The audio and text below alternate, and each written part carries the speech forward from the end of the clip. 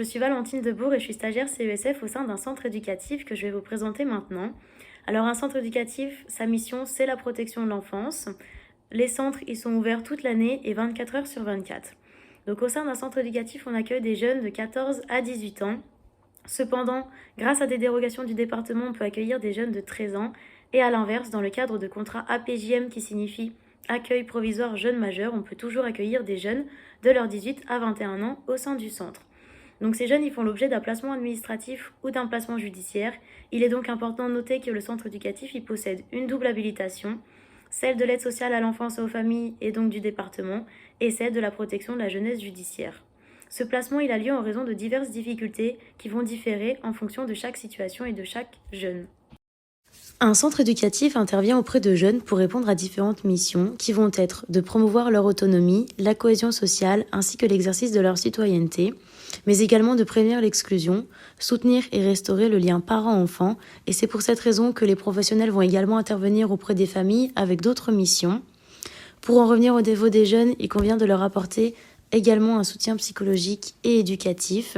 L'objectif en fait est de favoriser leur intégration dans la vie individuelle, sociale, scolaire et professionnelle, tout en maintenant les liens avec le milieu social et familial. De plus, le centre éducatif cherche à promouvoir la santé et les potentialités physiques de ces jeunes, avec la prévention des conduites addictives ainsi que l'éducation à la vie affective. En effet, chaque accompagnement tente en développant des compétences psychosociales qui sont très importantes et que l'on cherche à développer chez nos jeunes. Il est important de noter que chaque jeune possède 2 référents professionnels qui vont suivre son parcours. Ces professionnels ont donc ce qu'on appelle une responsabilité éducative et vont réaliser différentes activités pour cela, comme assurer la scolarité, les transports, élaborer des activités notamment de loisirs, assurer une surveillance au niveau de la santé ou encore être une permanence relationnelle. Au sein d'un centre éducatif, on peut retrouver plusieurs pôles et les pôles peuvent eux-mêmes comporter plusieurs unités. Donc le nombre total de jeunes que l'on peut accueillir en hébergement se rapproche de 40. L'admission sur chaque pôle se fait en fonction du projet du jeune, de ses capacités et de son autonomie, notamment pour l'unité autonomie et l'unité studio.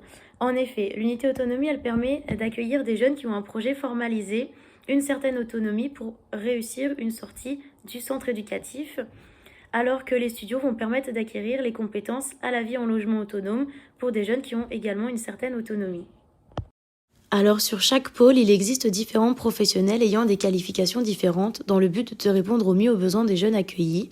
Il existe donc au sein de l'équipe éducative des moniteurs éducateurs, des éducateurs techniques, des éducateurs spécialisés, des CESF, conseillers en économie sociale et familiale, ainsi que des éducateurs sportifs qui travaillent étroitement en lien avec un psychologue, un référent famille, ainsi qu'une infirmière. Au niveau de l'équipe administrative et de direction, on va retrouver la secrétaire, l'assistante de direction, 2 chefs de service pour chaque pôle, ainsi que la directrice de l'établissement. Enfin, pour terminer sur le personnel de l'établissement, il y a encore quelques professionnels comme les maîtresses de maison, la cuisinière ou encore le personnel de maintenance.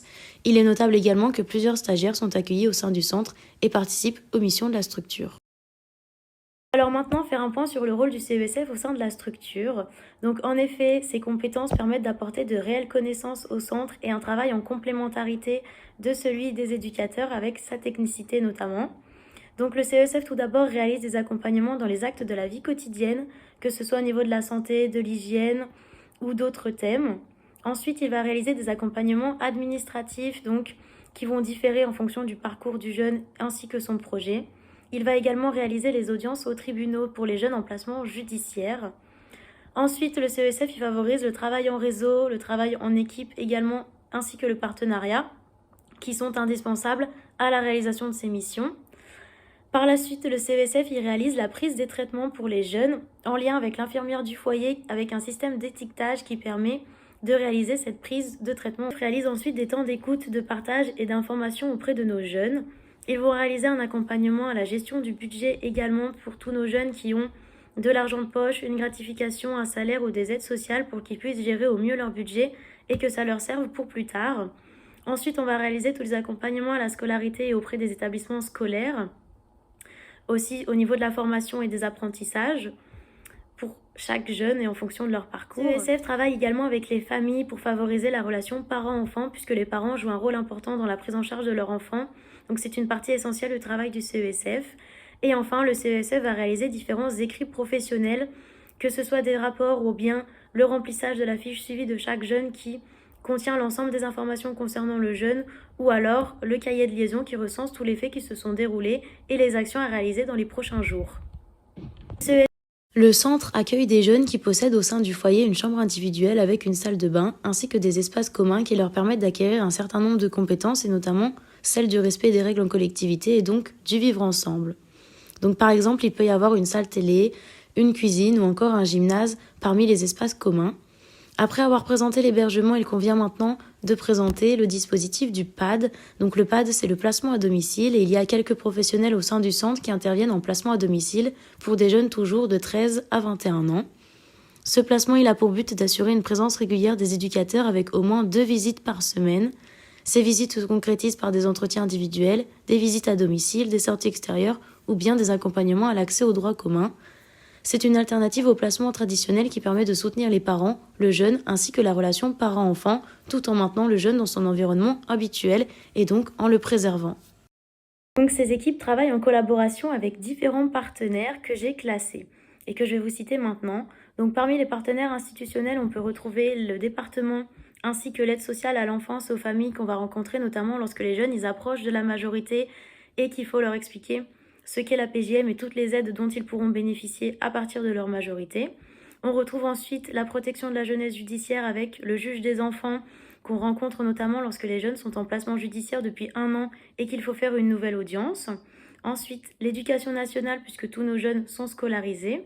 Au niveau des partenaires opérationnels, on va retrouver le CAIRN qui est un dispositif de lutte contre les pratiques addictives et qui permet de réaliser des consultations avec nos jeunes par rapport à leur addiction.